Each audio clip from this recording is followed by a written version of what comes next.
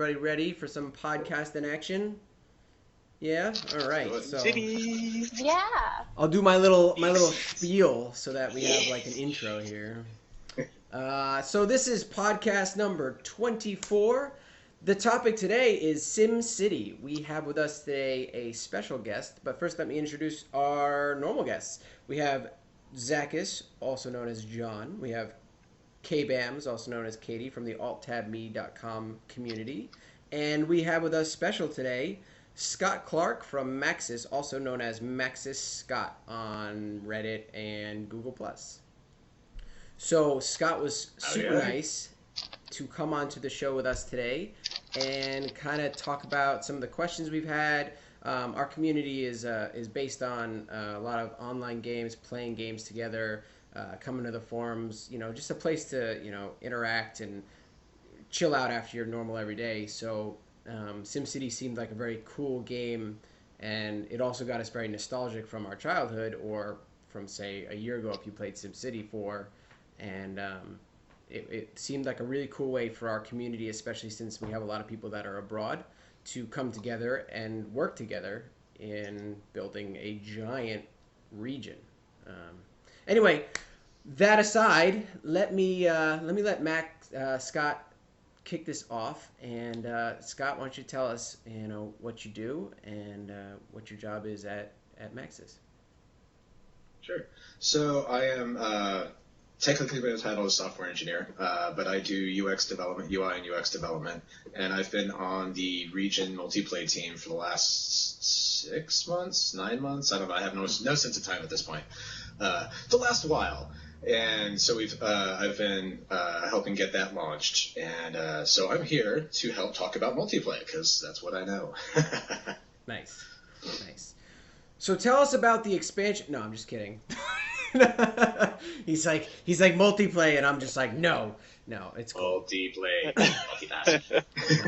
No, that's really cool. I think that's like the coolest thing because like I said, we are all about multiplayer games and being together, and so I think that's the coolest aspect of this part of SimCity. I think the last SimCity game I personally played was, for more than, a couple hours, was probably SimCity 2000, and since then, no multiplayer SimCities have come out, and so I played a lot of MMOs, I played Ultima Online, and it was like, that's where my attention was drawn. So when I saw SimCity, the first trailer, I believe, where they had like the good city and the bad city and the big power plant in the middle, and it was like, you can work together or you can grief each other. I was like, oh my god, me and my cousins are gonna have a blast doing this. So what do you think is the key function, the key feature that really makes SimCity a multiplayer game? Well, the region now, in SimCity 4, you had a region of boxes, basically, and you could play these different boxes, and things kind of moved around between these boxes. Now the region is much more dynamic, and you could be in this region with a bunch of people or in this region by yourself. It adds this whole new sense of gameplay and cooperation that SimCity never had before. SimCity before has always been this single-player experience where you build up this big, cool thing, but you're kind of the only person that sees it. And so now you can build up this big, cool thing, which can also help out your friend's big, cool thing. And you can trade resources and get stuff going back and forth, which, in my mind, the idea of it is it just adds this whole new layer of gameplay on top of what people already know of SimCity. And that core experience of city building is obviously still there. And we worked hard not to make it feel like we're grafting, just adding multiplayer on top of that just because, we want it to be a part of the experience and to feel natural. And I think we really did that. So I think one of the cooler parts about this is that for most games, whenever they go to make it multiplayer, you usually are either fundamentally completely changing the entire sort of core gameplay or mechanic, and you guys seem to have really maintained and improved upon what makes SimCity, and just figured out how to make it social. Yeah, and it was important to keep that core experience because that's what people want. We have a lot of people that have been playing SimCity 4 for the last 7 years, 10 years, however long it's been out, and they have an expectation of what SimCity is going to be, and so we don't want to be like, oh yeah, well that was a great game, but we're just going to completely redo everything. We want to keep that core experience because that's what people like, and that's what SimCity is. But we want to modernize it too and kind of bring it into the 21st century. And because, at this point, everybody's online, everybody's social, and we want to, create the experience where you can share with your friends and you don't feel like it's, forced on you. And it's a fun experience. And, like I said, 21st century. Yeah. It was interesting because I saw a lot of comments based on, hey, this doesn't look like SimCity, like the old SimCity, but at the same time, to me, I think that's like a good thing because I actually loaded up SimCity 4 the other day just to kind of get my fix because I was like, oh my god, it's not out yet. I need to play something that reminds me of it. So I logged in SimCity 4 and I was like, hey, this is fun, but after playing the beta of SimCity, it was just so much smoother. The graphics were just so much tighter and very stylized. And I don't know, like a lot of games I think there's either realistic or stylized. And I think people are tending to go more stylized these days. And I definitely like the idea of loading a game and not worrying that I'm going to look at it and my brain's going to go, that's not real. That doesn't make sense. Because if it's realistic, your brain automatically picks out what's wrong. If it's stylized, you feel like you're immersed in this universe that you can kind of it's a game. You want to get lost in it, and that's one of the cool things I felt when I joined. One of the big design things that Ocean, from day one that he wanted to feel like a train set. It's just like you have this little model city sitting on a table that you have full control over, and you can move all the little pieces around and play with the trains and the cars and all of that. And it's like this toy train set. That you then have another train set over to the side that's also connected, another train set over here, nice. And all of that is then online. And so that was the feel that Ocean is really trying to go for, and I think we capture that really well. With the tilt shifts and the style that you're talking about, it really gives it that little miniature toy feel, and I think that helps differentiate it from being this hyper realistic simulator where everything has to look photorealistic. That it would be cool to have that, but it doesn't add anything to the gameplay to have that photorealism. So I think it was a wise decision to say, hey, let's stylize it a bit so we don't have to go photorealistic and we can focus on a really compelling simulator, and we definitely have that. Yeah. So do you think this game is SimCity has always been something that it caters to all audiences. So I mean, we've All Tab Me is it's an older, it's like 18 up, community. It's an older gamer. We've played bunches of games, but the younger audience as well. I think talking about that that like style of the way the game looks and stuff like that. I think it also caters to them a little bit too because they can jump in and play. Yeah. Has the design been have you been working on the design so that it works for both gaps of generations essentially? I don't know. I'm a UX developer. Okay. You'd have to ask Ocean that. That's fine. Okay. So the game. Actually, I don't even know what our rating is.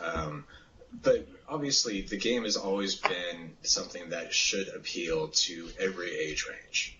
And so I'm sure that Ocean, when he was coming up with his designs at Ocean and Stone, they took into consideration kids are going to be playing this, and how do we appeal to the kids, but not dumb it down so much that it becomes SimCity Societies. Or, some game like that. No comment, nothing. No comment. We like SimCity games, all of them. Oh, okay. All of them. They were great. Each and every iteration. Okay, Yeah. so instead of focusing on forget like old people, young people, blah blah blah blah blah. I want to know how like the multiplayer aspect is going to make our community feel united. Like how are we going to log into this game together and feel like we are contributing to each other? If one guy lives in Germany, which this is actually a true like scenario. One guy lives in Germany, I live in New Sure. York, Katie lives in San Francisco. How can we all still play with each other even if say we're not online at the same time? Yeah.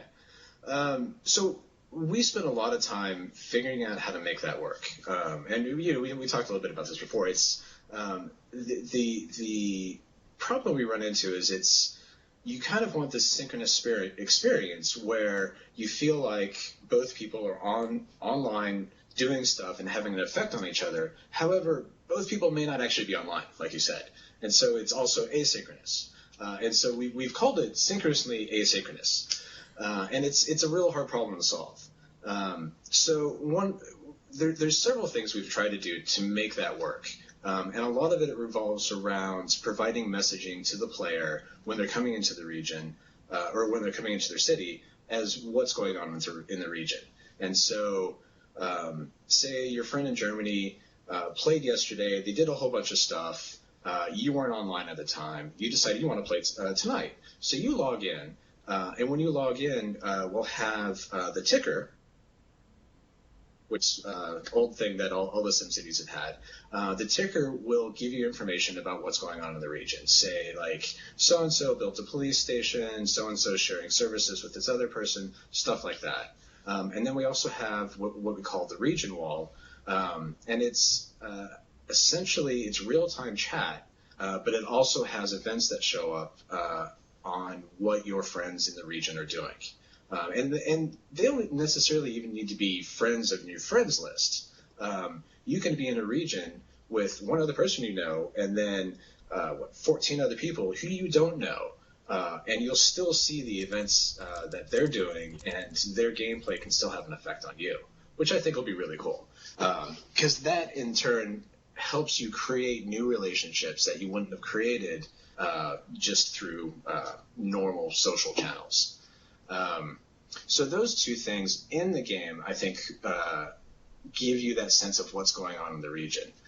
You can also go up to region view, or is what we call region view, and I think you guys probably saw this in the beta, and that gives you this nice 3D view of all the cities in the region, and we have data layers that show resources moving around, freight, transit, stuff like that moving around, and it provides a way for you to be able to share fire, police, water, electricity, all those kind of services with all your neighbors within the cluster in that region. So through that, we provide a lot of gameplay too. And then when you're not in your city, in the front end, we have SimCity World. And SimCity World is going to have leaderboards. Crap, what else does it have? I was on the team for SimCity World in the early days, and so I know more about what it was going to be in the early days and not what we actually built. But I know we have leaderboards, we're going to have challenges, achievements, things along those lines that help create that kind of social experience. So, if you guys are doing a region and there's a challenge going on that's like have the highest population in your region, you guys can all get together, work towards that challenge, and then be able to compare your region against other regions on that server to see, who's doing what. And then you can also jump into those regions and view those cities and spectate the cities that are doing really well and see like, hey, this guy's doing, such and such with his roads that solved a traffic problem I didn't know about, which that's something we've never been able to do in a SimCity. Be able to actually go see the cities that other people do and see it actually simulating. So that'll be really cool too. So sorry, rambling answer, but no, it's a good one. It was good. Yeah, I think that sounds great, just in terms of being able to bring everybody together and keep everybody connected on different levels. But it also seems like it lends more to making the region seem more alive and more real as the different cities interact, and it pops up on your ticker, which is, as everyone remembers from the early games, is great with all the little different things. So you get to see that as like a real news report, and it just lends it to being more alive and more vibrant, not just city of yours, but world and everybody else's city, which it sounds really cool. Yeah, we spent a lot of time figuring out how to make it feel alive, and it's not just, well, there's this thing over there that sometimes it does stuff, and I don't know, it doesn't have any, we didn't want that experience. We really want to feel like there's something going on, and it's a worthwhile part of the game, not just, hey, online, let's stick them on the side. What is like the player's persona? So like in an MMO specifically, you have your character, right? You have Sir Tristan of Nottingham or something. You know what I mean? Anyway, my dream at least. Anyway, what would be considered your persona in SimCity? Is it your region? Is it your username? Like, how do these stats? Do you keep them? That kind of stuff. When you first come into SimCity, you launch SimCity from Origin, and so it brings in your Origin ID into the game. And so you will have an avatar in-game, which is your Origin avatar. And so when you're in the region view, and you go up to the region view, over each city is this little avatar icon that points at the city. And so you can look across the region and see who all the people are just from the avatar icons. And then you can click on the city, and it pops up with more information, the city name and population and budget and stuff like that. And then we also have a friends list, which is tied into your Origin account. And so when you come into the game, your Origin friends will already be there, and you can invite them into a region or jump into their region or something like that. So I think the answer to your question is your persona to other people online is your Origin persona. But as far as gameplay goes, your persona is you are a mayor. Okay, and does that answer it? Well, I guess it was more on the lines of like, does it persist through? Like, let's say I have 20 different cities. Will I keep the stats from each city on like my, whatever my Origin name is, or will one city that's generating money not influence another city or another region, for instance? Cities can only influence each other if they're within the same cluster inside of a region. So if you have 20 cities in 20 different regions or 20 different clusters, they have no impact on each other. Okay. But if you have like 4 or 5 cities all in that same cluster in a region, they all will impact each other. They're all connected via road and rail in different ways, and so they will have an impact on each other. As far as stats go, they are tracked by city and region, but I don't know if they're tracked by user. Cool. So will you be able to, like, after? Sorry, Kate. One last thing. Will you be able to? Sorry, I know I see you keep trying to jump in, and I feel bad because I'm like, but like, will you be able to, like, once let's say you finish the city, you've maxed it to the maximum possible thing, or you're happy with it, you don't want to change it, and you make a new one. Will you be able to pull up those stats from that city to like compare to your new city, for instance? I don't think we're going to have anything like that at launch, but I don't know for sure. Cool. That's, like I was saying, that's all part of SimCity Worlds, and I know they want to surface a lot of things like that. And I don't know if they did or not, because I wasn't part of the team that actually built it out. I was very, very early on, where it's like, hey, let's do all this great stuff. Yeah. So, like I said, I mean, I know we have leaderboards, and there's some ways to do some comparisons, but I don't know how in-depth it is right now. Cool. Good, Katie. Thanks. Okay, so bringing it back to the whole like multiplayer aspect and how that sort of changes gameplay, since we're really socializing SimCity.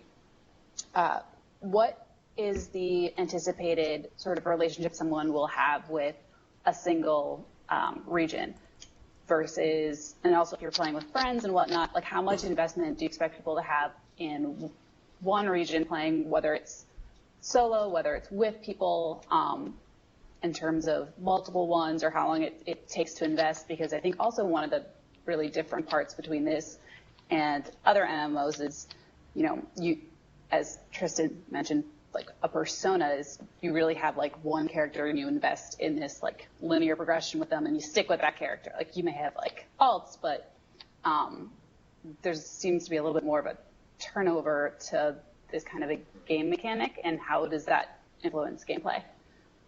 Sure. There's definitely, in comparing to an MMO, there's certainly much more turnover on a city in comparison to a character that you're leveling up to level 80. And especially if you get to level 80, you're not going to let go of that character. Unless the hair isn't right and you're me, then you'll let it go. Or you're just completely sick of it. You know what? I'm sick of being a tank. I want to go be a rogue. Yeah. Anyway. So I think there's going to be many styles of gameplay in SimCity. I think it's highly likely there's going to be people who start up a region and they play by themselves and they play that region for a month or two, and that's what they do. And there's definitely a lot of gameplay there to enable people to do that. I've been playing a region, Viridian Woods. It's a 16-city region. I've been playing it for at least a week now. And I've actually been trying to fill out the region with real cities and not just like, here, I draw the road and okay, that's a city. Trying to build out real cities with actual populations that are self-sufficient. And I'm halfway through filling out the cities. And that's, playing at night. Well, actually, sometime during the day too, because I can't. That's work. It is. Hey, I'm doing my job. Yeah, so, I'm in the same boat, kind of. So.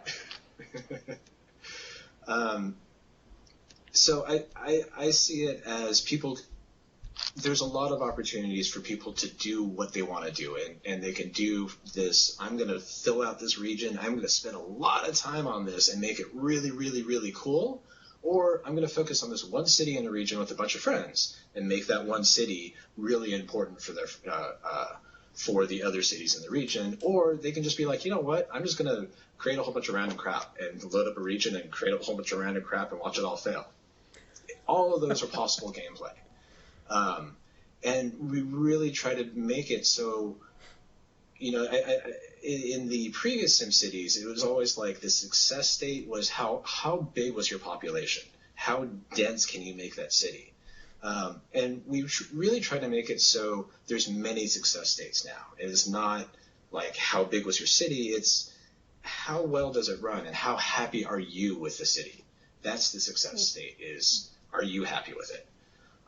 And so to answer your question, I think there's a lot of leeway for people to find that success state and either create this like, I'm going to spend 5 minutes drawing a bunch of roads and then watch it fail, and that's my success state, or I'm going to spend months building this amazing region that has all of this stuff going on and great works everywhere, and that's a success state.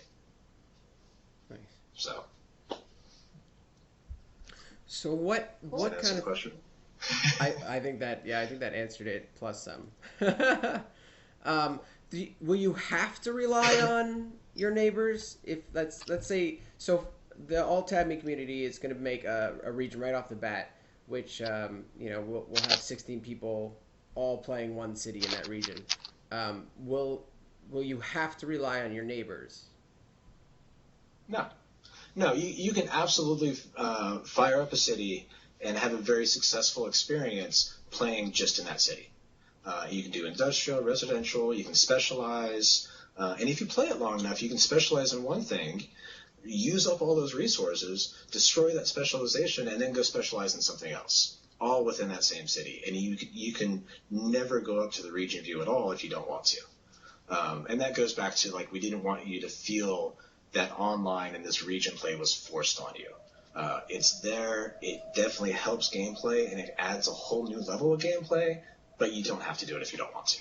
You can still just sit there with your one city and just build that out as much as you want. So does that mean that the economy is based on your region, or is it based on the world, or is it both? The global market is based on what people are actually trading between cities. So if you're just playing the one box city, your local economy in that city is mostly just that city. And what's going on in the region isn't going to have much of an effect on you. What will have an effect is if you have a power plant that has to import resources like coal, the price of that resource will be based on the global market. And so if I understand global market right, if everybody on the market is trading coal, that price is going to be really, really cheap. If nobody's trading coal, the price is going to be really high. And so in that respect, you will have a little effect on, like, if I have a coal plant and I'm not, I don't have any coal to mine in my city and I have to bring it in from the global market. If nobody's trading coal, that's going to be a really expensive option for me. And I may have to go do oil or something else that's cheaper. But otherwise, the economy itself is pretty much just within your city. Cool. And even in multiplay, you have the global market, which has an effect on you. But if your neighbor's box, if their economy sucks, it's not going to affect you too badly. Oh, that's good. What you will probably see is if their economy sucks, they probably aren't doing very good on crime and they aren't educating their people. So what you will see is criminals coming across the border. Oh, those bad. Son of a... So I know who I'm not neighboring with. I already figured it out in my head right now. So along those lines, actually, have you guys built in anything, like, so say I start like a region and then like Tristan comes in and like agrees and starts building a city and then falls off the face of the earth, or is horrible at the game and is sending just like crime waves in, and I actually like have something that I'm building or more invested in that I like really like, and I no longer like, is there anything for me to like evict him? Or You're such a dick. You're such a dick. Wondering. Okay, no, go ahead. No, it's fine, Dick. It's a valid question. Yeah, sure. And it's a valid state. you. At launch, we're not going to have a tool in place to. We're not going to have a tool in place to allow the owner of the region to force somebody out of the region. It's a much more democratic. Everybody's got to come together and say, "Hey, you suck. Go away." And at that point, the person can abandon the box and somebody can reclaim it. Okay. But you basically have to socially force the person out. If the person stops playing entirely and he just disappears off the face of the earth, the state of their game will remain at that state. And so if the state is at a crappy place, that's going to affect everybody in the region until you can get that person to abandon the box and somebody else can claim it and fix it. Interesting. Later on down the road, we want to add in better tools for managing the regions, but we don't have any plans or promises or anything along those lines right now. So technically, you can't kick me out. What? You can, however, delete the entire region. Oh, but if delete the entire region, that bad, you can delete the whole region, literally just nuke the whole thing, and it's gone. ooh, that's the power I like. There we go. Yeah, I'm opening the region. I'll tab me. Table flip button. And going back to interaction between different cities. I know a lot of people in our community have talked about specializing, like really specializing their city. What is the level of interaction you can have in terms of resources and stuff? Say you don't want to focus on resources at all, for example. Is it possible to gather resources from every other city by buying them or whatever? And say you build just one giant casino like Las Vegas or something in the middle, and you're just funneling in resources from everywhere else and not focusing. Is it possible to do that? What's the level you can do that? So tourism, you cannot trade. Tourism, your city has to attract tourists, and that's the only way to get them to come into your city is having things in your city like landmarks and casinos and stuff that will attract them. And if you have those things, they will just come. Things like coal, oil, the more tangible resources, you can gift within other cities in the region. And so if you're working on a great work or something like that, if one person, say, has like a ton of money and a ton of oil to build the great work, but they don't have the coal for it, another person can say, hey, I got all that coal. Here, let me just give it all to you. And maybe you work out a trade where it's like, I'm going to give you coal and you're going to give me a bunch of money. And we have a system in place where you can do that. We don't have a interface to negotiate a trade. So that's where, chat or something like that's going to come into play, where it's going to be more of a social experience of like, hey, I have this resource. I see you have a need. Let's work out something. And you can work it out through chat and then, gift each other whatever you guys worked out. And gifting works throughout the entire region. You don't have to be connected. Wait. Uh-oh. That might not be true for hard resources. True, it's you can true give now. simoleons. Damn it. I'm so fired. I think. What to be like? I You think hard implement it now. resources. Okay. Monday's gonna suck. Yeah. I think hard resources, because of the way it works, when you give somebody a resource, there's a truck that actually drives into your city and drops it off. And so I think you actually have to be connected through some physical connection to gift we call them hard resources. But for simoleons, I know you can gift that to anybody in the region. So if there's one city that's just rolling in the money, they can just be like, I'm Daddy Moneybags and help out everyone. Nice. Talking about money, actually, I noticed in the beta that, I don't know, I was playing, so it was an hour we had to play. Yeah, we changed that. Okay, cool. Well, good. Well, you know what? I'm gonna ask the question anyway, Yeah, so you I can be didn't like, go to yes, that we one. fixed that. I had like $2 million by the end of an hour of play. What's that all about? I know there was a lot of comments in the betas that it seemed very easy to make money, and I know Chris and Ross, Team Tuna, they made some tuning changes to make it not as easy. That's And good. that's what I know. No, I like that because So if for it's me too it was hard, easy. it's people like you who complained. It's your fault. No, I'm happy There you because go. no, It's because all your usually fault. I have trouble If our making money. sales suck because now the game's too hard, it's your fault. Yeah. Oh, shit. Yeah. His fault. So Oh you're my getting God. you're getting fired and I'm getting bomb threats. All right, that's cool. We're good. There you go. In the world, it's good. This is do you want to talk about the Viridian Woods thing that you sent me a picture of here? Yeah, I thought it might be good to talk a bit about clusters within a region and how the clusters work, because that will, I think, help you guys in planning who's going to be doing what and how trade works within a region. If you guys end up doing Viridian Woods, I think you guys had talked about doing that, right? Yeah, we definitely wanted to know about like how you work with each other and trading with each other, and because certain of us like to specialize in certain things, so it'll be nice to know, oh well, I should be next to this person or I shouldn't be, or does this guy on this side of the map affect this guy on this side of the map, that kind of stuff. No. Just no. Yeah. Well, and there is ways, and that's one of the cool things about how the clusters work is you can have a city that is on a river, and that city is actually connected to every other city on that river, regardless of what cluster it's in. But if the city isn't on a river, if it's just on a road or rail, it's probably just going to be stuck connected to the cities within its own cluster.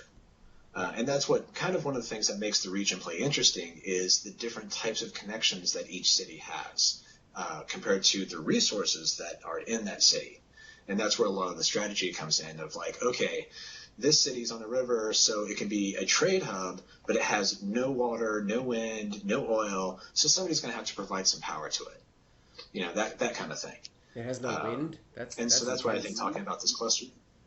Yeah, and that's why I think talking about the clusters is worthwhile because it helps in that planning out of who's going to be doing what.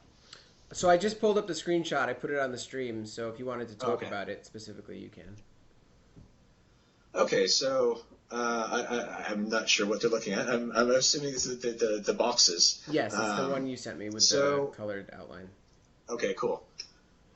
So it's showing the isometric view of Viridian Woods, and then I've outlined each of the clusters. And so it's basically divided into 4 clusters of 4 cities each. And each cluster will have, basically 4 to 5 cities and a great work. Every city within a cluster is connected to every other city in that cluster. And they're always connected by road and may or may not be connected by rail. And they may or may not be connected by water. Eventually you can create airports, and tourists and freight will move around via airport, but they don't quite move around the same as water. And then, like I was saying, within those clusters, you'll have a city like city number 1, which is Monet Plateau. That is on a river, and so it's connected to city. Wait, let me pull up the PSD so I know what the numbers are here. City 1 is connected to cities 14, 15, and 16 in the other cluster via water. So it becomes a really important trade hub between those 2 clusters. And so cities 2, 3, and 4 are pretty much reliant on city 1 to bring in anything from other clusters.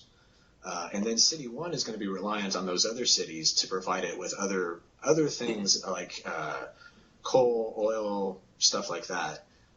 Because more than likely city 1 is going to end up being a trade hub and or a tourist specialization. And then, likewise, you have like city 8 in the cluster next to it. That one is also on the water. And so it's going to be connected to 6, 5, 10, and 11. And then city 12 has a rail connection. And so city 12 happens to be connected to 16, 13, and 15 in another cluster. And city 9 is also, but city 10 and 11 are only on road. So they're stuck within their own cluster. So kind of what I'm getting at is you need to think about your local cluster, and then your local cluster and how that's connected to your neighboring clusters. And that's the big thing to think about when you're thinking of like who's going to be doing what and how they specialize. Because you definitely don't want to end up with somebody who's like, I don't want to do trade, but they're sitting on the water and they're the key connection for everybody else. Yeah, that makes sense. Although my brain just exploded a little bit, but I understand what you're saying, kind of. I'm going to have to look at that longer. Sorry. Oh, my God. I'm like cluster 1 to 2 to 10. Oh, shit. Oh, God. Makes sense, though. We're trying to put final together... edit. It's going to need some overlays. Oh, no, it's on Tristan, there. that's your job. They see it. Yeah, no, I'm going to have to draw on it. And No, I cluster mean, like, 1. animated as he's talking, like, points. Oh, like NFL style? I actually have a PSD I'm putting together. I have a PSD I'm putting together that's actually showing all these connection points, and that's what this came from. And I just turned off all the connection points so you could actually see the numbers. Otherwise, it's literally just this mess of lines. Nice. That's the screenshot So that I want. we're trying to put together something. It's like a flight map. Yeah. We're trying to put together something that shows each city and how it connects to the other cities. And it's just very tedious to do. Because, as you can tell, it's a lot of like looking at like, okay, this is connected here, here, and here to this and this, and then this is connected here and here and here, and I draw these lines, and yeah, very time consuming. Well, it'll be nice because then I can see which people I can screw over the most. So that's perfect. Well, we already decided. This is why we need an evict feature. No, You're such a jerk. No, we've already decided we're gonna have 2 cities. We're gonna have the one city that we're gonna like try our best to do really, really good on. Make great works, work together, blah blah blah. And then we're gonna have one city where you can just do whatever the hell you want. So that will definitely. You might want to do that by region. I mean, region where it's sorry, like everybody's playing. Okay, yeah. I said it wrong. Yep. And it'll be cool to compare the two, like the serious region where people are actually trying versus the not serious people where people are griefing each other. Yeah. And just to see how, how the two grow. That'll be really cool. Yeah, that should be very interesting. You'll have to join us for one of those cities. You'll have to sign up on our thing. So. Well, I can grief you guys. You're gonna? Did you say beat us? Now we know how to get. I'll jump in and build a nice big industry city upwind. Oh, nice. All right, so That's you all want the my grief? pollution Okay. and all my sewage. So Maxis got on the griefing city. All right, we'll put you down for On the the griefing grief city. region. Yeah. Nice. I mean grief region. And Blech. my criminals too. I'll send you those. Okay. Yeah. Oh well, talking about criminals and stuff. So like if you wanted to send like there's the early pre-order where you get the superhero and the supervillain. Dr. Vu and Maxis Man. Yeah. So like if you made like a high criminal city and you were gonna grief us and send us some criminals, could you send your villain? I think so. I don't know. I've not actually played it. The first time I saw those two guys in action in game was yesterday during Community Day. So I really don't know much about what those do. My understanding from what I heard yesterday is Dr. Vu, what does he do? He brings in criminals and then sends them back out in waves, and if it uses the criminal system, those waves should go out to your neighbors. But I don't know 100% for sure. That's just based on what I've heard and how I know of the systems. I think that's what it will do. Mm-hmm. And the other part of it is Dr. Vu, when he sends out the waves of criminals, those criminals then come back and they bring back money. And then that money, a portion of that money then goes to the city coffers. So you end up making money off the crime. Nice. Nice. Awesome. Oh, yeah. I think we're going to make the griefing city first, from what you're saying. This sounds just like too much fun. Everybody's going to have Dr. Vu in their city. Well, what's interesting is, so like if you, let's say we did make this crazy griefed up city and we just messed up everything. We messed up the land. We destroyed the soil. We drained the coal, the resources, everything. Is it possible then that we, as a group, if we decided, we want a challenge, can we turn this region around and then try to build it back up? Absolutely. Yeah, absolutely. And that's one of the cool things is you can take it as, like I was saying with the specializations too. You can say, here's my goal. I want to make the crappiest city I possibly can. And then when you hit that, you go, I want to make it better now. And you can take it to the green success point from the completely dirty industry. Nice. So yeah, I mean, that's absolutely possible. Yeah, because I remember in SimCity 2000, don't quote me on this, but I believe that if you messed up your city, you were pretty screwed at that point. You were like, oh. So that'll be nice to have a little. You had a point of no return. Yeah. My in SimCity 2000, my point of no return is when I fucked up the budget. Once I fucked up the budget, I could never figure out how to restore it. It was just like, all right, screw it. Destroy the city with disasters and call it a day. Exactly. I was never too good at getting out of the red. So we can have the disasters are really cool. You can turn them on. You can have them so they're random. And can you launch them as well in multiplayer games? Like, can you manually launch them? On yourself, yes. Oh, okay. You can't do it on other people. Well, that's okay. All right, Aww. good. Damn. Well, that sounds safe, actually. I'm glad about that. Yeah, that's probably. You might be able in spectator mode. You might be able to destroy somebody else's city. But the cool thing about spectator mode is you're watching it simulate, but nothing actually saves to the servers. So you might see somebody's house burn down, but when the player who owns the city logs in, they won't see that state. They'll see the actual correct state of the city. Oh, that's really cool, actually. So you can go to someone else's city really and mess awesome. with it just for fun, but they won't get affected by that. Does that make it so that while you're spectating, you're not? If they're online and you're spectating, will you be able to see them doing live stuff? You should be able to. I don't know that we've specifically tried that use case, but with the system set up, you should see as updates come down from the server, you should see those updates happen.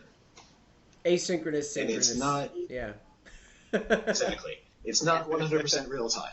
There is a delay. Gotcha. What was it? There was something that had to do with. Damn it! It was a good question, and I lost it. It's gone. It's out of my brain. um,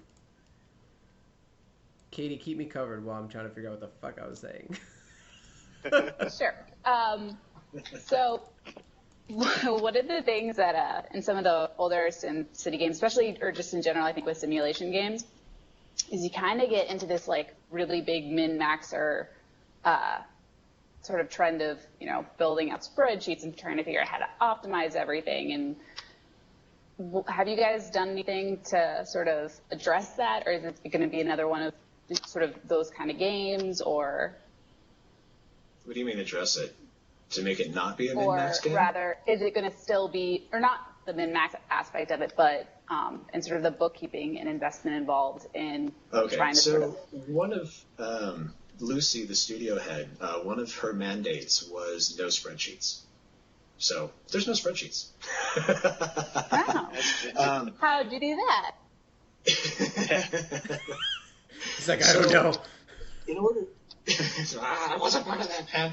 No, in order to communicate what the city is doing and still feel like you know what's going on, the city itself has a lot of subtle things to tell you how it is.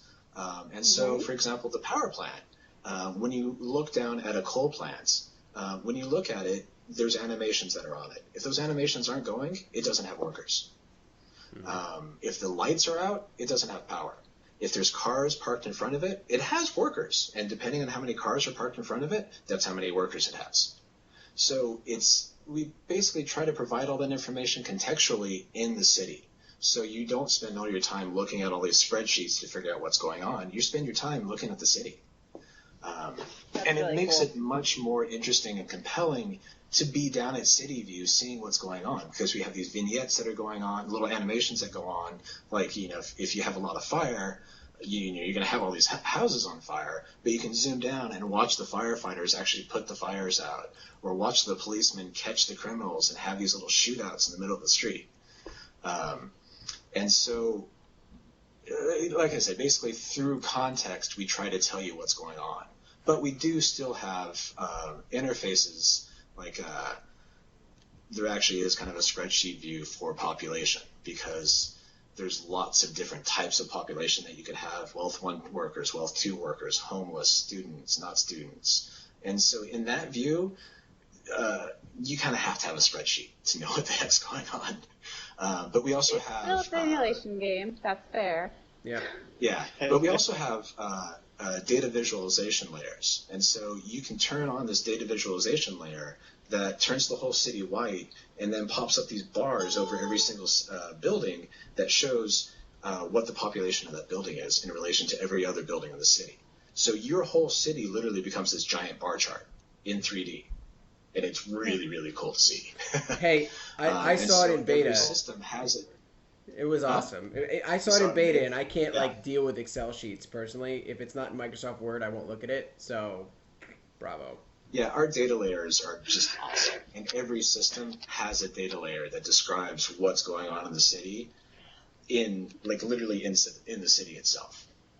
So you can awesome. zoom down, click on the building, and get the information of the building.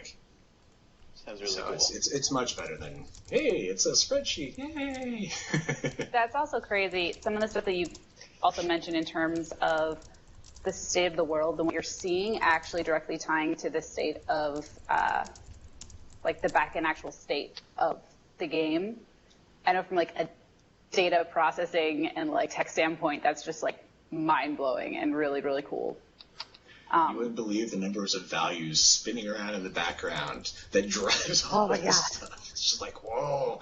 It's insane. That's really impressive. Yeah. So I just remembered what the hell I was going to say. The speed, and this is something that you said you could answer for me, and I'm really actually excited to hear what the hell you're going to say. Oh, yeah, time. So you have time, and you can do cheetah speed or normal speed or slow speed or something like that, right? Something like that. Yeah, there's 3 speeds. There's 3 speeds. So let's say... I think we all know this. Yeah, let's say Katie has City 1 and I have City 2, and we're playing at the same time. And we want to be interacting with each other, but I can't stand watching the city in slow motion, and she loves it in normal speed. Or she wants it even slower. Is that going to, throw off how we're sending stuff to each other? No, it doesn't. That's one of the really crazy things about the synchronously asynchronous is you can be paused and Katie can be running cheetah speed or vice versa, and it doesn't matter. Well, actually, pause does matter because you need to stop sending up information. You have to be at least simulating. But yeah, I mean, you can be at two different speeds and it doesn't affect each other. Everybody in the region is literally at different speeds, different times of the year, different years, different days. The concept of time in the game really is only local to your city. And every city is on its own time. Interesting. It's a very weird concept to kind of get around. Time matters only to you. So what happens if someone? What happens if someone does pause? What would that do? Their simulator stops simulating, and so it stops sending the information up to the server. So to everybody else in the region, it's like they're offline. So Keanu Reeves shows up and starts kicking some ass. He's just like, the Matrix is down. We must make this work. Well, along those lines, so can your regions or cities not help or interact with other people's while you're not online? Like, do I not gain benefit from you? So, for instance, if you're paused and you're not uploading data and whatnot, does it affect the way that your city is interacting with the cities around it? Like, am I no longer providing X, Y, or Z to you? Or to the cities that you're connected to, it's as if you're offline. And so whatever the last state is, that's what they're going to see until you start, until you unpause and start sending information. Perpetuate. Okay. Yeah. That's good. That is good as my kitty undresses me. I think we're going to get nipple. Nope. Yeah. He stopped. He stopped. We're good. Well, it's good that you added the content may not be suitable. There it goes. No. Clause. Okay.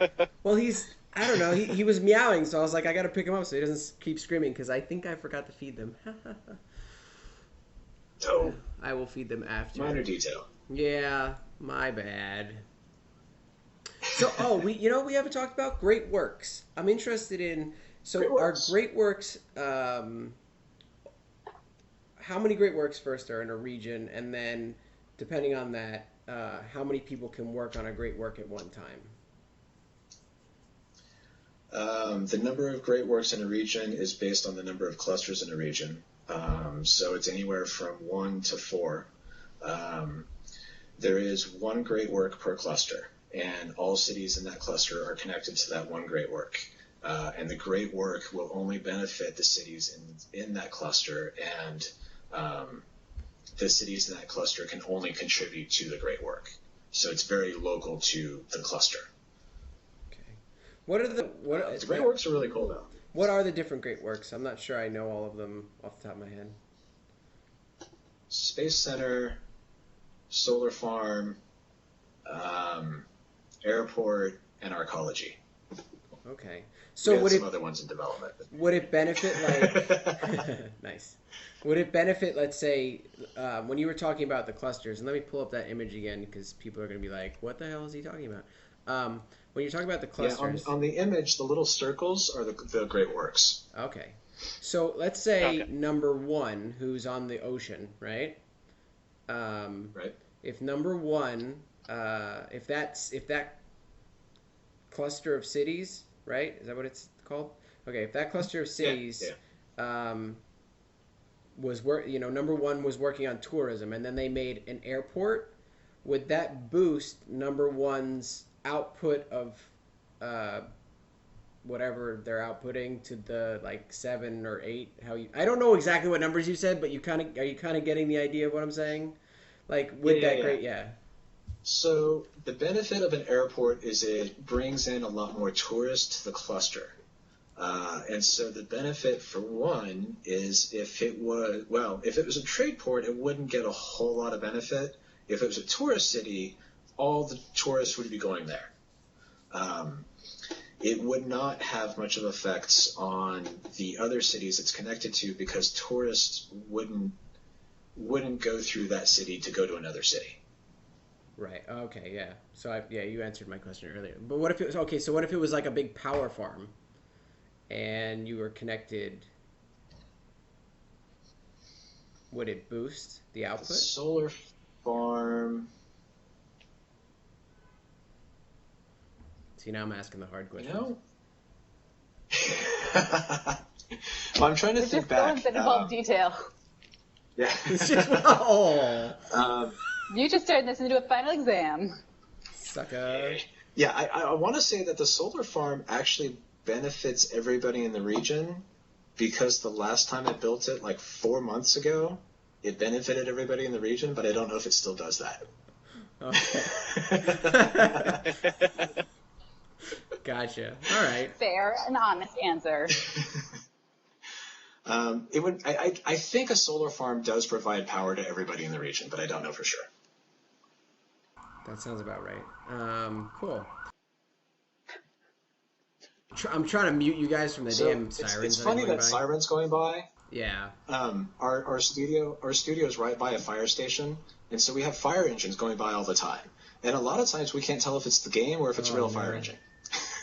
Yeah.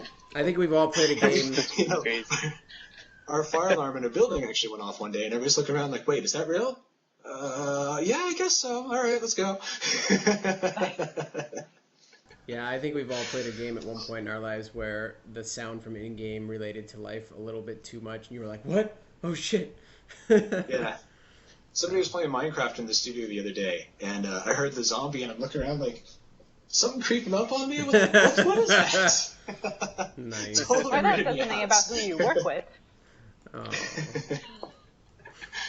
So is there gonna be a Minecraft expansion for Sims? No, I'm just messing with you. All right. Sweet. That would be kind of cool. I actually just And we saw. take away curved roads. Oh yeah, that's true. I just saw like I'll have to No post more it on the curves. website later, but it's like the most amazing building. I think it had over. I think they said it had over like 1 billion blocks to build this like replica city. I don't know. It was. I've never seen anything like it. It's Was incredible. it the New York? No, it was. Somebody did like. It was some. I don't. It was a city, but it wasn't New York. Oh man, it was crazy. Yeah, it's amazing what people build. I don't know, man. Very impressive. It is impressive. I don't get it because And that's one of the reasons I'm excited for launch is I can't wait to see what people do with SimCity. Yes. You know, because just with the road tool and all the cool stuff you can draw with the road tool, yeah, it's going to be awesome. So I actually have another question, and this might be not something easy to answer, but you had mentioned how there was like the mandate to not have spreadsheets for this one. Were there any other sort of big mandates like that went into? That's more me just being like intellectually curious. Not that I can think of offhand.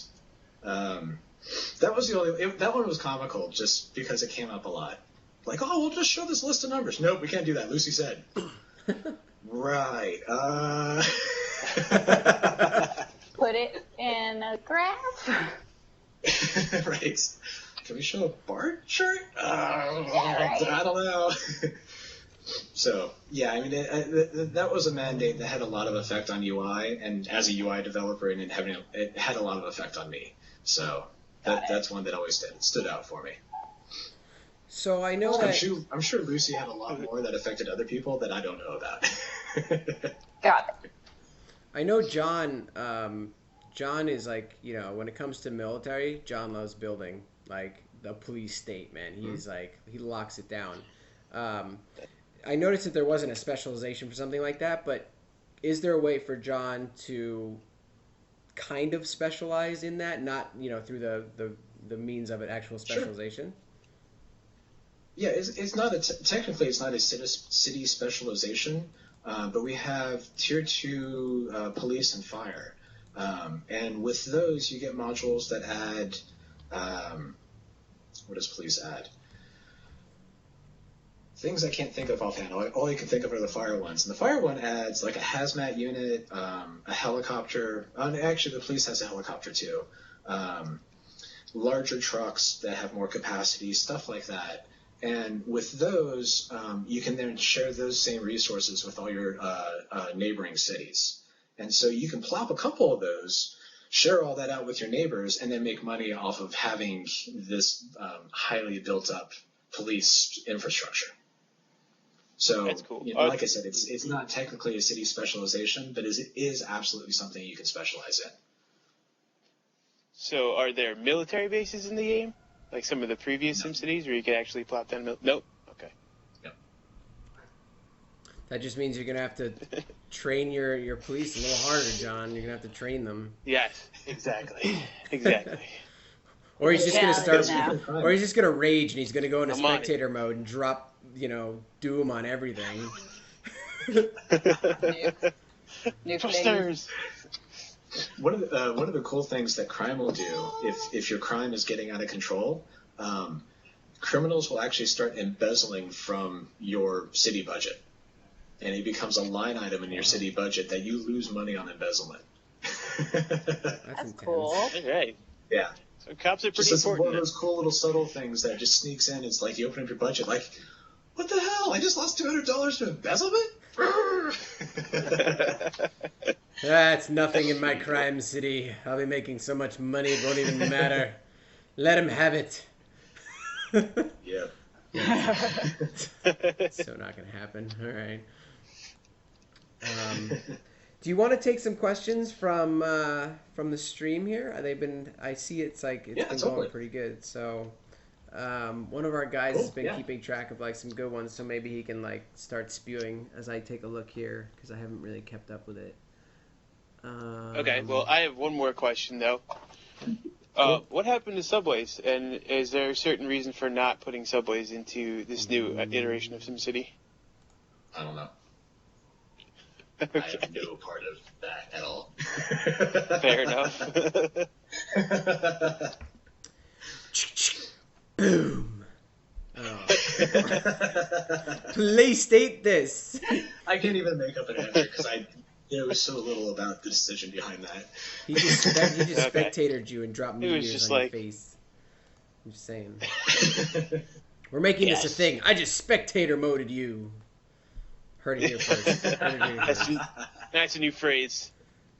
Okay. That's a new phrase. So Varden SC asks, some specializations like mining.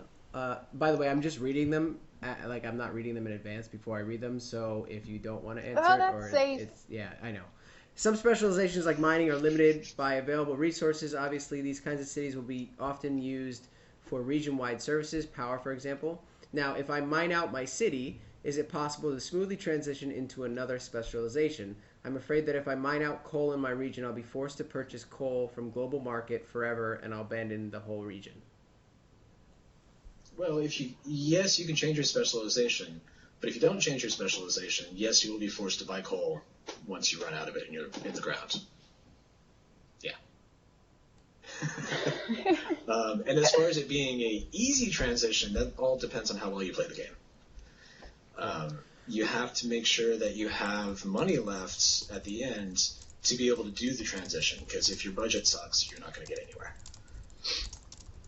Cool. And just as a note to those that are asking questions, you might want to cater your questions towards multiplayer aspects of the game, because that's what, I don't know how to point here, but that's what Scott really specializes in. So you'll get the most bang for your buck from your questions if you ask stuff like that. How varied are options for, say, parks? Because in Sims it seemed a little bit limited. You should have downloaded more stuff then. There's a ton of options.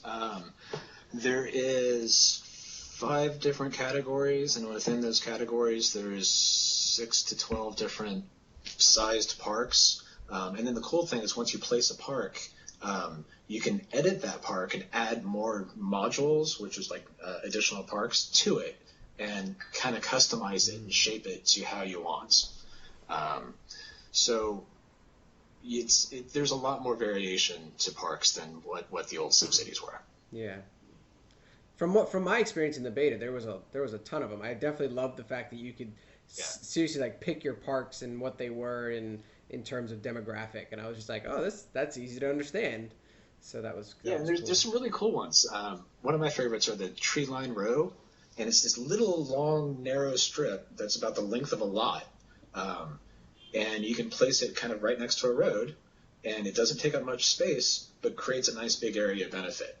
And it also helps in traffic in that you can place it like right next to an avenue or something where you don't want things turning, and it forces it so nothing spawns with an entryway onto that road. Oh, interesting. See, look at that. Tips from the master. I wouldn't even have thought of that when I was doing it. I was like, how do I place these in the right spot? Now I know. Here's a good one. Here's a nice multiplayer one. Decmo557 asks, I swear to God, I'm gonna read one of these names and it's gonna be some like phallic thing that I didn't even know I was saying. So, anyway, will regions with only 4 cities be compared to say 16 city regions on the leaderboards in terms of say population or other things? I wouldn't think they would, or they might be, but I think they're all treated the same, regardless of the numbers of cities. But I don't know the specifics in the algorithm that decides who goes where. Okay. Thank God. I'm so bad at math. Like I said, I write code to do the math for me. I like this one. Prague said, can you guys go into more detail about multi-city? I don't really understand why would one buy water or other resources when they could just put it in their city and do it that way? Your city may not have water in the ground. So that's one reason. The water table varies between cities, and so you could have a city that's on, if it's on the river, it has a great water table and a ton of water in the ground, and no worries. Or you could be up on a plateau that has literally no water, and you have to import. So on one hand, it depends on how much water is in the ground. On another hand, once you start pumping water out, the water actually goes away. And eventually, if you plop one water tower and you're dependent on that one water tower, eventually that water is going to go away and that water tower becomes useless and you have to plop another one. And so it's possible. It would take a really long time, depending on how much water is in the city. But it's possible to literally pump all the water out of your city. Wow. And so at that point, you have to import. Now, would it, if it rained and stuff like that, would that help to Yeah. Rain does replenish the water table. And another thing you could do, which is kind of a cool little roundabout thing, you can import sewage. And when you import sewage, you plop the sewage output pipe, which literally spits it out on the ground and pollutes the ground. But then next to it, you can build a water pump with a filtration pump, and that filtration pump will suck that dirty water out of the ground, clean it, and pump it back out to the city. Oh, man. I don't want to live in your city, man. That's just, that's gross. Wow. Yeah, and the cool thing is a lot of times, unless you have a bunch of filters, a lot of times a little bit of germs comes with the water. Wow. So essentially we could remake Southern California. This is cool. Yeah, and the really cool thing is you can import sewage from somebody, clean it, and then turn around and sell that water back to them. Oh, that's so messed up. That's so messed up. I like awesome, it. Though. And their Sims would get sick because it takes germs with it. Oh man. So if you're really do smart, they know that? you sell them back. How do you know that? Huh? Is there a way to tell? If you're oh, here, I'll sell you water. Unless you go and look at their thing and be like, how are you getting water? And you see the thing coming from their sewage, and then they in region view, there's data layers that show who's trading what, and so you can look in the data layers and see oh, I'm sending you sewage, and then you turn around and sending me water, and there's germs in the water. What the hell, man? So, users will be able to figure it out. But there's definitely nothing specifically saying, hey, if you import this, you can turn around and do that. That's something you kind of have to learn through gameplay. No, that's awesome. Yeah, my question was more along the lines of how do I tell if someone's doing this to me or whatnot? Yeah, or can I do this and not get caught? Cool. And if you're doing that to somebody, you're bringing in their sewage, and then turn around and selling them back their water. If you really want to grief them, you could build up a bunch of hospitals and not totally clean the water, and then you're going to be making money off of providing healthcare too. Holy crap. There's some really cool So deep we've got, things like, here. This is really We cool. just took this to a whole Never other moving level. in next to you. That's awesome. So wait, can I like import sewage from John and then like send the water to Tristan so like you don't necessarily think that that's happening? I like it. Why is it always And then negative build at hospitals me? all near Tristan. Or the other way around. I'm gonna spectator mode you. I'm telling you, this is gonna be a thing. Anyway, That's like the longest "it's a thing" phrase, though. I'm sure it'll be like some sort of like so a long. they'll be like I just SPCT ectator. I don't know. I'm not very good at making. I'm not a good acronym maker. I like to I say the word respect fuck you. personally. I don't like to spell it. I'm just saying. I'm a Dennis Leary kind of man. What the fuck made sense to say? I'm just saying. All right. This is a cool one. Although, yeah, okay. So Jano Storm asks if I own all the cities in a region, will it pause all the other cities while I work on the other one? What? Wait. Yep. Oh, And how will that affect trading? That goes back to the whole weirdness of time. Yeah. That if you pause one city, only that city is paused. Everything else, well, Dun dun dun. technically speaking, if he's playing in a region by himself and he's playing one city, everything else is already paused because he can only play that one city. So to the server, everything else is in a paused state. So yeah, if he pauses that one city, everything else is paused. But technically speaking, no. Now, can you log off and, like, let's say you built up a city, it's to a point where, you've worked on it, but you need money, and it's generating you revenue. Can you then log off, go watch, like, an episode of, Scrubs, and then come back and get some more money? Or is it paused? If you're providing health services to somebody and that person plays, you're not online, when you come online, you should get the information down that you provided those services and get money for that. Okay, but your own At least city last that time is I heard the providing its, location. like, if you're, the economy in your own city won't have been running when you're offline. I'm trying to explain it without using the technical terms. Your city is paused, but you're providing services for the other city. Or, I'm sorry, your city is offline, paused, and you're providing services for the other city. That other city is still sending up all that information to the server, and the server is keeping track of that.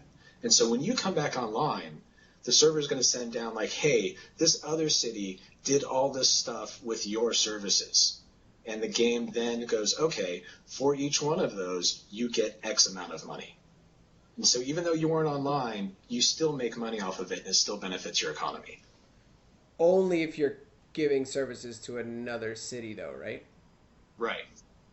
Only if you're giving services. You won't lose money if you're taking services. The simulator has to be running in order to spend money on a service. Okay, cool. Let's see here. Oh God, such big words in this one. Love is Dead Dota asks, will cities reach an equilibrium point once it has been extensively developed, or will there always be dynamics to be tweaked? There's always dynamics to tweak, and especially if you're doing a multiplayer game, there's always an external factor that's going to keep that balance teetering back and forth, and it's really hard to get to a state where everything is happy and balanced and level, and you don't have to touch anything, which it's also boring. But, there's always going to be something that throws off the balance, and you have to kind of keep it back. Could you kill one of... So, like, in the Glassbox engine, each little sim is an actual person. So, like, let's say Katie comes over to my city as a little sim girl, right? And she's all like, oh, I'm shopping, it's great. And I break the road on both sides. And now Katie is stuck in a never-ending shopping spree until she just dies of shopping. Will it actually kill her sim, or will it just kill it on my end? I don't really know what happens to the sim, like if you have a road, and I do this all the time, if you have a road with a bunch of traffic on it and you delete the road with the traffic on it, the cars just disappear. I don't know where they go. They just disappear. I'm assuming they just get respawned somewhere else. I don't really know what happens to them. And that actually reminds me of the Maxis Man. Yeah, Maxis Man. One of his benefits, when he goes out and captures criminals, if he doesn't have somewhere to put them, he brings them back to his lair, and they just disappear. Ha! Ha! That's twisted. Well, I thought that was cool though with the idea of criminals that like if you are not taking care of your Sims, that they don't start off as like bank robbers. They start off as like, you know, petty cash thieves, and then they stole a purse and they work their ways up. They actually just start off as normal people, and if they don't have work or can't go to school, they turn to crime. And so they literally may just start off as an average person and become a criminal, and then move up if you don't solve the problem. And if you jail those Sims, like, I'm just trying to follow the life of a Sim. Like, if you could jail one of those Sims, could they literally come out of the correctional facility like a healed man kind of thing? Mm-hmm. That's really cool. And if your jail gets if your jail gets too full, they will put the criminals back out in the street. Oh, so like America. Okay, cool. This is great. Exactly. Things just got a little bit more real. Oh, yeah. The more drinking, that's what happens. All that cranberry juice gets to me. We have a cool data layer view for criminals that shows, you bring up the view, and it shows a bar over the buildings that have criminals, how many criminals they have, and if there's criminals out on the street doing stuff, it will. We show like a little icon over them. We call them Zots, that shows what crime they're doing, and you can zoom down. And if the cops are busting them, you can zoom down and watch the cops actually have a little shootout and arrest the guy and throw him in a car and drive away. That's really really cool stuff. That's pretty cool. So actually, would you? You were talking about. You were talking about police stations and upgrading them and firehouses earlier, and it actually benefiting your neighbors. In terms of correctional facilities, does that actually benefit somebody sitting next door? Like, say Tristan is being a jerk and has a horrible city, and I have an awesome police state. Will I actually get criminals from his city and benefit? And will they go in my correctional facility and fill it up? So you have to build more. Okay. Yes. Now, one person asked. They go out on your streets. Yeah. One person on the stream asked, which is interesting, can you just deal with the criminals like, say, in another SimCity games where you just pull out the bulldozer? No. You can bulldoze the house, and the Sim then becomes homeless, I believe. But it doesn't change the fact that they're still a criminal. Oh, wow. Nice. Nice. But you might have just, like, broke down his meth lab, which contributed. Is good. So contributed to his criminal acts. acts. Just spawn another one. he'll get an RV and it'll become an episode of Breaking Bad.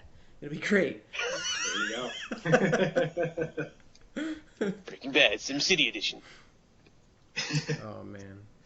So we had a question for you from our community. Are you by any chance? This has nothing to do with SimCity, by the way, or EA or anything. Are you playing? Do you play other games, specifically maybe Guild Wars 2, by any chance? I have not tried Guild Wars 2 yet. I need to, because I keep hearing awesome things about it. Well, we have a guild. I've been playing. Huh? Yeah, we do, and Mm-hmm. I had no idea. Shocking. How convenient. You should join us. I play a lot of Minecraft. We have a Minecraft server. Yeah. Really? Yeah, we do. I would totally jump on that. Nice. Yeah, you should shoot me the address. I'd love to jump on that. For real. I've actually been playing a bit on the Reddit Minecraft server. Got a little house on there. Nice. All right, so just so the stream knows, I think we're gonna take like 2 more questions, so make them good, and then I think we're gonna let Scott go. So we're approaching the hour and a half mark. Look at that, Mark. Look at that, man. We talked for a while. That's about the average for us when we're not totally getting off topic every 5 seconds. So that was pretty good for us, actually. Let's see here. Oh, there's a... Okay. All right. We'll ask... Okay. You know what? For your last 2 questions, we're going to go with something a little goofy. Balkor Wolf asks, when a nuclear reactor explodes and melts down horribly in a glorious fire of screaming children... That's really descriptive there, Balkor Wolf. Is the radiation fallout from it permanent? I think if you play the box long enough, you might be able to clean it up, but you really have to play the box a long, long, long time. And the city's going to be pretty jacked up. Christian Stratton, who's one of our designers, had a city, he had a nuclear power plant in it. And with the nuclear power plants, if you staff it with uneducated people, it causes meltdowns. And he had, I think, 2 or 3 meltdowns, which just caused fallout over the entire city. And he kept playing it, though, and he was able to keep the city going. And his Sims tended to get really sick and die a lot. Surprise, surprise. And so he had to build up a really big health infrastructure in order to keep the Sims alive long enough to keep the industry going. Wow. Will that fallout affect cities nearby, or is it just his city? I think the fallout just stays in that city. I don't know for sure, though. Lucky guy. He owns Chernobyl now. Lucky. Exactly. That's not funny. That's where zombies come from. Don't laugh. God. Serious business. Jesus. For like the alt-tab community, so like I told you before, we have about 14 people, 15 including you. You're gonna play in our city, right? In our first city, you'll play with us. Yeah. Totally. Region. All right. Cool. All right. Well, we got you on record saying that, you bastard. No. But no, that'd be cool because I think it'd be fun because when I worked at a game company, and I think Katie as well, we play our games so much and so closely that once the game comes out, it's nice to see what people that have never played it come up with. So that might be something that is cool for you. Yeah. Community Day yesterday was a perfect example of that. It was one of the first times I've been able to see people outside of the studio actually play the game. And it was really cool to just sit and listen to them talk about stuff and coordinate, like, hey, I got sewage. Will somebody take my shit, please? You know? So, yeah, I'm definitely looking forward to that. Nice.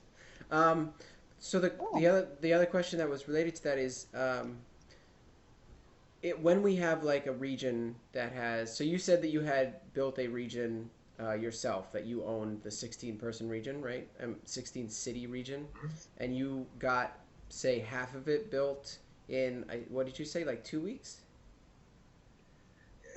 Yeah, a week or two. I don't know how long I've been doing it, but it's been a while. So for a region that, where are you going, Katie? That was creepy. It was like you were sneaking into Scott's room. You were like, the cat. My wife might have issues with that. Oh God. Okay. Yep. This podcast is winding down. Sweet. I like it. So the region, if like you have, so if we're gonna have 16 people, we'll probably fill it. We'll have one person per city. How much gameplay do you think we'll get out of that one region before, say, we want to pick up and start building a new region? I don't know. To be honest, I don't know. I would think probably a month. Nice. But it depends on how often people play, and if they want to, once you've hit the specialization for your city, do you want to re-specialize in something else? I mean, there's a lot of variables that come into when it's decided that, like, okay, this region's used up. But I would think it would be many weeks, at least. Cool. So you really expect people to also, like, be invested in, like, one region at one time, really, like, not, like, have, like, 5 things going on in 5 different places. Like, you can if you want to, but it's not really... Personally, I expect, if people are doing multiplay, I expect that they're going to have a region that they're doing with other people, and then a region that they're doing by themselves, and they'll be playing those two. I think more than that is going to be hard to manage effectively, but I could see, if somebody's doing multiplayer, I can see them wanting to do an experience where they can just do whatever the hell they want and not have to worry about if they're affecting somebody else. Nice. Cool. But I also see a lot of, I think there's going to be a good percentage of people who don't do multiplayer. And they might just okay, I'm building this one region, and I'm just going to play this one region until I'm done with it. And then when I'm done with it, I'm going to start a new region. And, I could totally see that happening too. Yeah. And I would expect that. I think for our probably community, be several weeks to get through. Oh yeah, that makes sense. I think for our community specifically, I think we all, we casually play. Like for instance, we play Guild Wars 2, we play Minecraft, play PlanetSide 2, we play anything you can mention. I mean, I started getting into the arcade Korean retail. Like you name it, if it's an MMO and it has potential, we're gonna try it. But I do find that in Guild Wars 2, we were lacking some of the end game, and so we play casually, but we also play. We were like a casual hardcore. We think about it hardcore, but we play casually. If that makes any sense. Right. And so, a hardcore player with a life. Exactly. Yeah. Jobs and shit like that. Actually, my friends had a WoW guild at one point in time. We'd split off, and one of the groups was named Seriously Casual. Kind of sounds like that. Like we had a raiding guild that broke off. Asynchronously, synchronously, synchronous. Yep. But okay. Yeah, that's no. But I think it's a cool idea because for us, we've been let down by a lot of games that we've tried where there's this promise of playing over and over again, and I think SimCity, and from what you've said, it's not forcing you to play hardcore or everyday or even you don't have to have a bazillion cities. Yeah, or any path. Yeah. You can literally switch it in the middle of it. So regardless of the fact of it, we're not going into this game going, oh my god, we have 7 months of one city, yes, and then what do we do after that 7 months? We're going to this game going, let's build a region, let's see what happens, and then why don't we build another region? Or I'll swap cities with you, or we'll do that. Oh, can you do that actually? Can you swap cities in a region? Like with your buddy? Technically speaking, you can abandon, if two people both abandon the city, you could then reclaim the other person's city. So, yeah. It's kind of cool. So if you wanted to, if you have more resources or something, you could switch it up. That's kind of neat. So, yeah. Cool. No, I love it. I really like that idea because for once it's there's a game that we're not going in with this high expectation of, oh my god, what's the end game? We're going in going, the beginning is the end game, and we're allowed to restart that end game as many times as we want and have different outcomes and play it how we want, which is great. Or we can set up with our group. And you decide what the end game is. What is the, there is no one set end goal for the game. It's what you want it to be. Nice. Yeah. Other than that, what do you consider the end game being? What is SimCity end game? I consider it a region fully built out, all the trade networks being utilized, the great works all built up and being utilized, hitting the point where resources are starting to get used up inside specific cities, and they're starting to look at, this specialization may not be working anymore. What is the next thing? That I think is when you've hit the end game. Nice. Yeah, that's cool. So yeah, I think our community is super stoked about this just because of the idea that it really caters to everything we have going on. It's we built that community because of the letdowns that we've had from so many games. And I'm not blaming the games. I'm not blaming the developers. I'm just saying that sometimes it doesn't fit your personality, and we all seem to have very similar ways that we like to play games. And I think that we've built this community in a way where that will always be there. So if this game fails, or this game fails, or that game fails, we know that we can go back to the community and shoot the shit with each other. and like, you know, do whatever. So it's a good way. It's a good place for that. But I think it's really cool that SimCity allows us to like make this giant world where we can all play in that same style of I mean, it's called Alt Tab Me, so it's like we can Alt Tab and still be okay. So it's kind of cool. But anyway, as you want or not. Exactly. But let's wrap this up. I do have one last question. This is like the most important question. We've seen so much reference to llama text in this game, like, you know, loading splines, loading llamas. Will there be llamas in this game? And what role will they play? I don't know. I know there's llama references. And I know somebody on the team made a llama model. I don't know if it made it into the game. So you may or may not see llamas. You heard it first. May or may not see llamas. May or may not. Llama-themed expansion. Oh, yeah, that could be cool.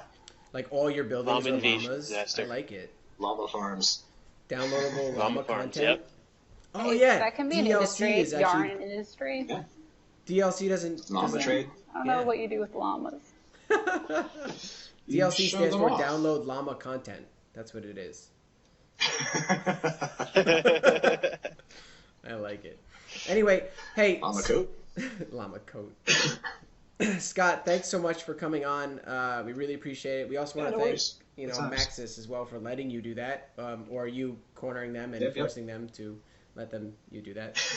But we really appreciate it, and I want to give you a second here to like, is there, you know, you've been playing that, you've been designing, working on this game for so long. Is there anything that you want to like tell people about to look for, or maybe get it, you know, that you're excited about that you'd like them to maybe check out when the game releases? Yeah, I give you the really hard question on the exit. Yeah.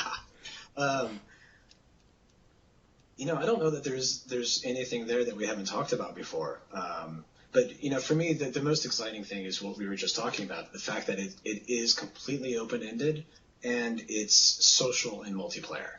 And it gives you that opportunity to build up something really, really cool and share it with your friends. And I think that's something that the SimCities have always lacked. It's that, like, hey, I've just spent all this time doing something just absolutely amazing that I'm really proud of, and I got to get my friend to come over to see it. So, and it's not even just that you can share it with your friends, or your friends can go in and really see it in depth and see all the little things that you've done with it. And I think people are going to really like that. So, and I'm really excited to see what people do with it, too. Excellent. And hey, if you want to see what Scott's working on, head on over to the Alt Tab Me City, and apparently he's going to be one of our Sims. I don't know if it'll be the good city or the bad city, so he might be playing terrible, or he might be playing really well. Or he might just be messing up with all of our cities. Or it might just be whatever Scott wants it to be. Yeah. That sounds more like... Oh, man. No, I'll play nice. I'll help you guys out. Yeah, I won't sure grief you you all. Like the story. Anyway, this has been an alttabme.com podcast number 24. Thank you all for watching. We really appreciate it.